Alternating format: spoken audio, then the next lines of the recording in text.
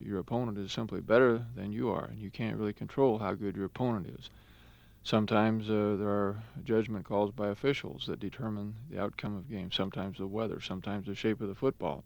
And so we feel that our objective, rather than being to win, should be to play well, because that is something that we can control. We can control our own effort, we can control our own preparation, and we hopefully can come as close as possible to playing up to our potential on each given day.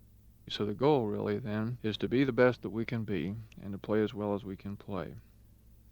And I would say that there are many factors that I think go into playing well.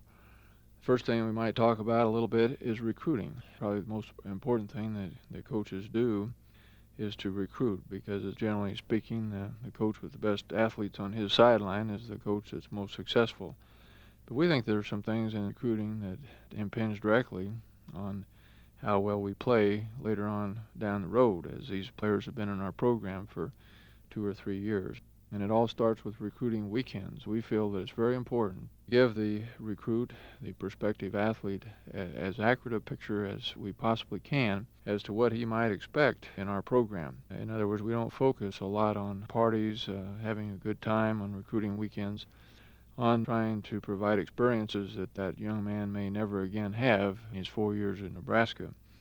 And so we try to cover all the bases. We try to make sure they get a good picture of the equipment room, the training room, what would be required in weight training, talk to position coaches, the head coach, get to know something about the offense and defense, the academic counselors, spend some time talking to professors and faculty members and get a good look at the facilities.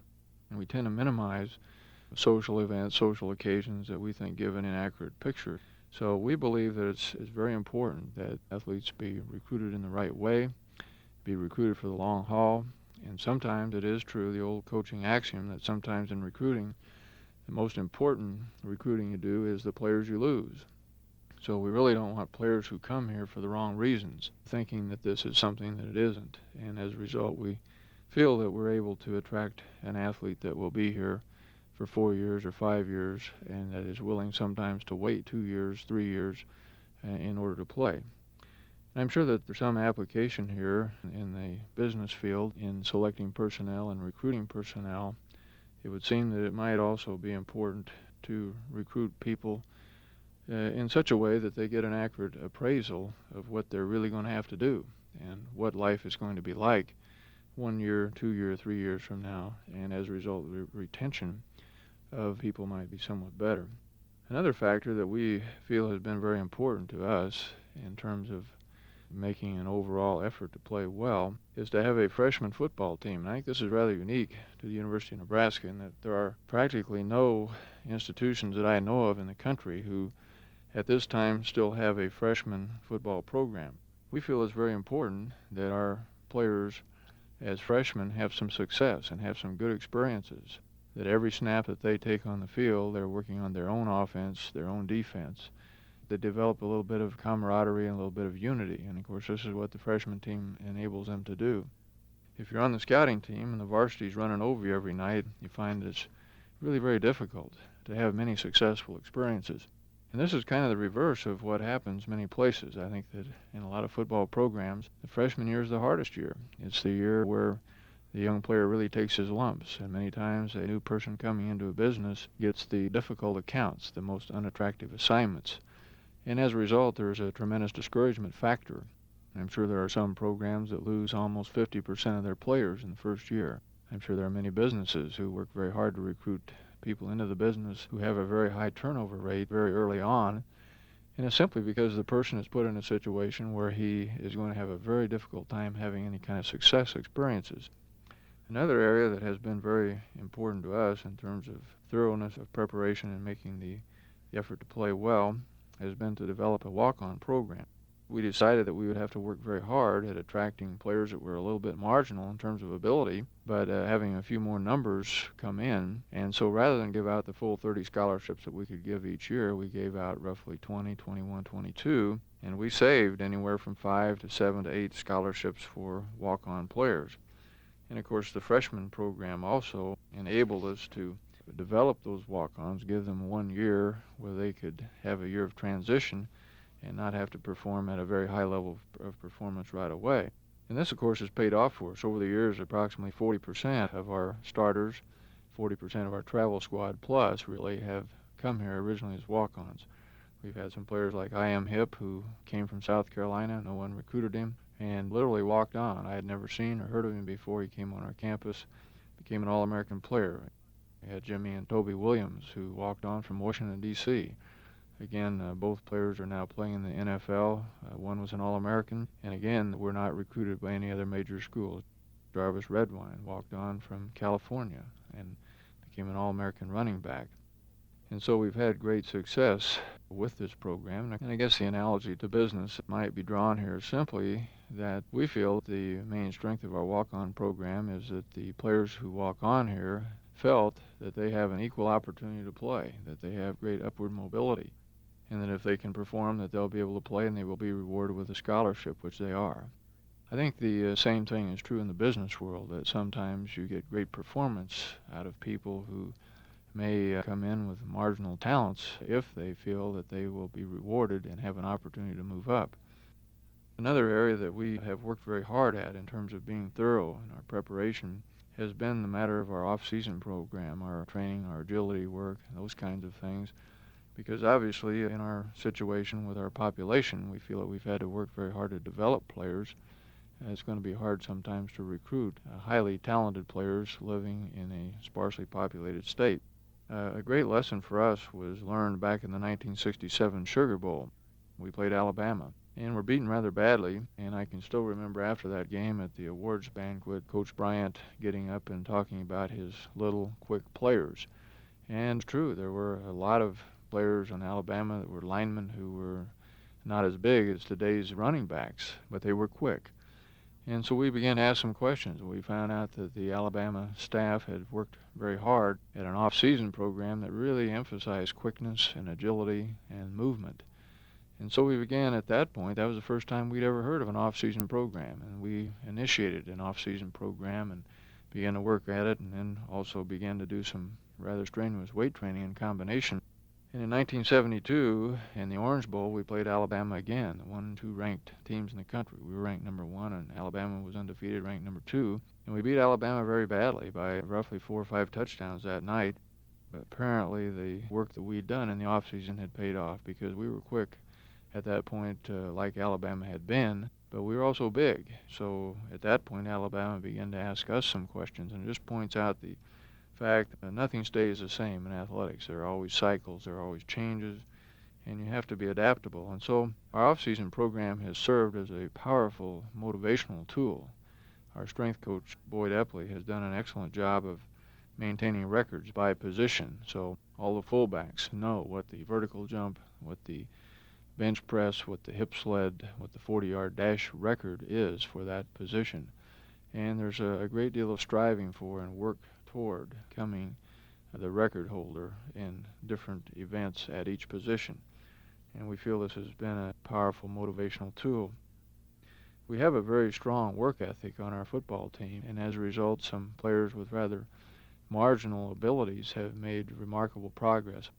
I guess one player that comes to mind was a young man named Andy Means, who played defensive end at a small town in Nebraska called Holdrege. And Andy weighed about 165 pounds. He ran a 4.9 40 and came down to us, realized he couldn't play defensive end at that size, and so he told us he wanted to play in the secondary. And spent the freshman year on the third team of the freshman team, and we only had 3 teams, so he was at the bottom of the totem pole.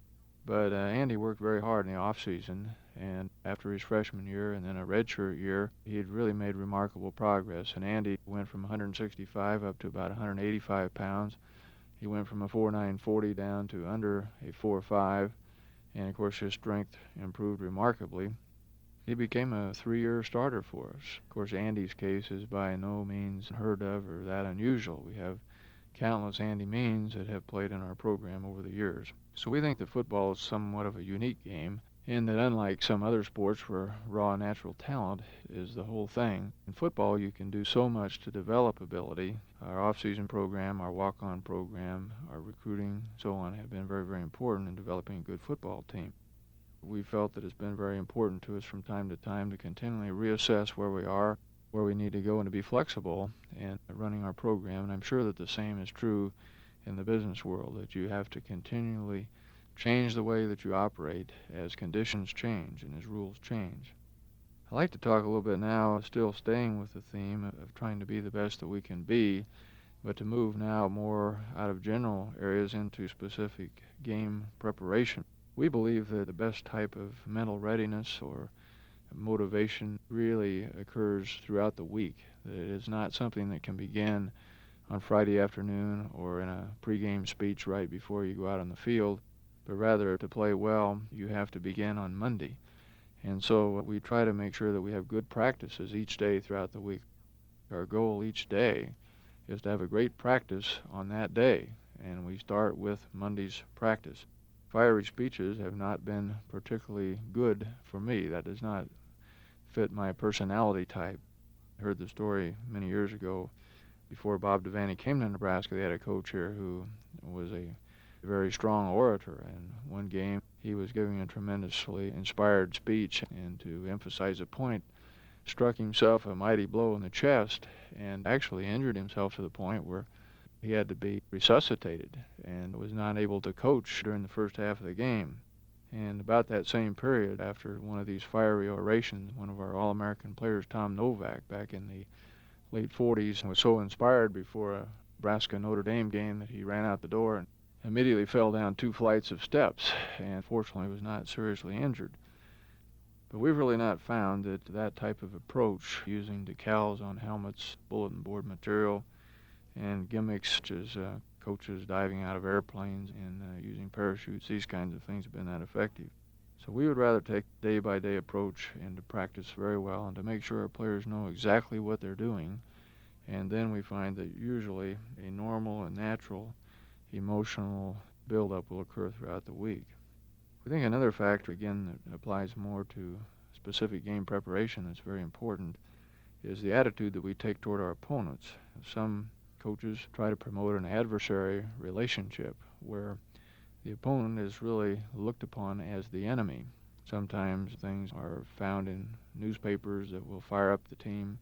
Sometimes speeches are made throughout the week about what a unscrupulous bunch it is that we're preparing to play, and so on, and anything that can be done to stir up hatred or animosity toward opponents. And I'm not saying this can't be effective, but we find it hasn't worked out well for us. I think that physiologically speaking, there's a very fine line between the emotions of hatred and fear. As a matter of fact, physiologists, when they measure human responses, cannot tell whether a person is angry or fearful from his emotional responses, such as his skin response, his heart rate, respiratory rate, etc. Therefore, it is my hypothesis that because the emotions of fear and anger cause such similar physiological responses, that it's sometimes very easy to have a team that is motivated by hatred to become a very fearful football team when things begin to go badly for them on the field. And so it's been our general approach that we would like to have our players feel good about their opponents, to respect their opponents, and to have a healthy feeling toward them. We tell our athletes that they should be able to control the atmosphere of a football game. If they receive negative comments from an opponent, they're not to respond. If they find opponents are dishing out unnecessary types of physical abuse, that again, they're to walk away. Supposed to attempt at all times, if they can, to help their opponents up, to smile at them, and try to make sure that nothing gets started. And we find that if we carry this attitude into a football game, that no matter how antagonistic an opponent is, that within a few minutes that tends to disappear. And as a result, over the years, we've had very, very few really nasty or ugly episodes on the football field. And I guess we do this for really 2 reasons. We find that there are benefits in that we think, number one, that this is probably good for the game of football. Number 2, we think we play better, because it seems to me that athletes who play in a relaxed environment where there's generally goodwill toward their teammates, toward their opponents, that such players are less fearful, they're less anxious, and they're braver players, and as a result they play better football. It struck me that many times I think coaches are somewhat afraid to take this attitude. They've been brought up with the idea that you've got to hate your opponents, you've got to try to tear their heads off, these kinds of things. And they're really almost afraid to try any different kind of approach to coaching. And of course, in the area of business, I think that many businesses tend to foster an adversary attitude toward their opponents. They, rather than trying to concentrate on selling their product, they tend to continually tear into the opponent or the competition. And of course, we feel, again, this is somewhat self-destructive. Then I guess the third area that we had talked about in terms of a philosophy of athletics was that of promoting the general welfare of the players. I'd like to dwell on this a little bit because I feel that 10 years from now, very few people will remember actually what the one-loss record at the University of Nebraska was in 1985 or 1986. But what the players have become in the process of playing here will become very, very important and will be important 10 years from now. We think that the process of athletics is very important and the general welfare of the players is very important. So we want to get across to the players the idea that we care about them as people. And certainly the third team player is not as important to the football team on Saturday as the first team player. But we still want the third team player to get the idea that he is as important as a human being as the first team player, that he is valued as much as an individual as the player who is an All-American. We don't allow any physical abuse on the practice field. We feel this is very unfair to the player. The player is in a position where he can't retaliate. We don't want to use intimidation or any type of humiliation techniques. So we try to have as much interpersonal action with our players as we can. We try to conference with them at least 3 or 4 times a year, and we want to make sure that they know exactly where they stand. And we start out by telling them what their strengths are. So many times in coaching, a great deal of emphasis is put on what a player does poorly and what he can't do.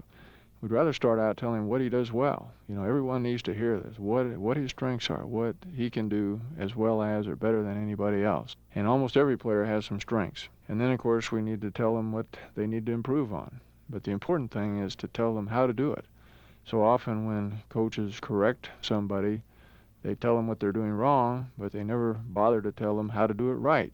And so we feel it's very, very important that any type of correction also is followed by instructions as to how to do something and not simply a negative statement. We feel that any type of punishment or correction or discipline should be impersonal. In other words, the correction, the punishment, the discipline should be directed at incorrect behavior. If a player is late for practice, we punish him for being late. We do not punish him as an individual. We do not get personal. We do not call him names. We do not make him feel humiliated. We do not get on a personal level with any type of punishment or discipline. And so we feel that it's very important that we have a good communication and that we try to keep as positive an atmosphere as we possibly can. We certainly feel that it's important that we work very hard following through on the academic progress of players. We feel that this is a powerful tool as far as the players are concerned. If they feel that you're genuinely concerned about their getting an education, getting a degree, much more apt to feel that you're on their side and that you really care about what happens to them as people. And it makes a lot of difference in the relationship that you have with them. And so we feel that part of promoting the general welfare of the players is not just simply treating them as they should be treated, but also making sure that they do have educations when they leave. We feel that any player who leaves our institution without a degree, in some way, we have failed and he has failed. We've come up a little bit short. And I guess the last area that I would talk about in terms of promoting the general welfare of players is the spiritual dimension. I've noticed over the years that a great number of our players are very, very talented. Some of them are first-round draft choices. Some of them come into large amounts of money at age 22, 23 years old. And many of them have done well in the classroom and have fine educations. And at a very early age would appear to have just about everything that anyone could possibly want to have and appear to be destined for great things. And yet many of these same players at age 28, 29, 30 really are broken people. They have not been able to handle all of the success that they had, all of the adulation, all of the money, all of the talent that they were given at such an early age. because they had no depth, because they had no perspective. And it's been my observation that those players who are well grounded spiritually, who have a good sense of who they are and where they are going, who really are attempting to honor God and serve Him with what they have, generally speaking, tend to fare pretty well. They may have some bad things happen. They may have their careers shortened because of injury. They may have health problems. They may have accidents in their family, but they're usually able to bounce back, and they're able to right themselves. They're able to handle themselves because they have spiritual depth. And those players who have no spiritual dimension many times more or less self-destruct. And so it seems to me that it's our obligation as a coaching staff to try to provide opportunities for players to have some type of chapel experience before games, to have worship opportunities when they're away from home on a Sunday. And it's certainly not my responsibility to impose my religious beliefs on the players. I feel very strongly about that, but I do believe that they should be encouraged to develop in this area. We find that in athletics today that it's very easy to become a one-dimensional person, to just know where the weight room is, where the football field is, and not to develop or grow in other areas. And one-dimensional people tend to be rather brittle people who do not fare well in society later on. And so we would like very much to see our players come out of here well-rounded, and particularly people that have a spiritual balance and a spiritual dimension with them. And I would guess, in conclusion, that I would say that probably the greatest satisfactions that I've had in coaching really have been in seeing players develop and become successful people 5 years, 10 years, 15 years after graduation. The wins and the losses are nice and they're important, but really what has become of the players is probably down the road the most important thing that has impacted itself upon me in the coaching field.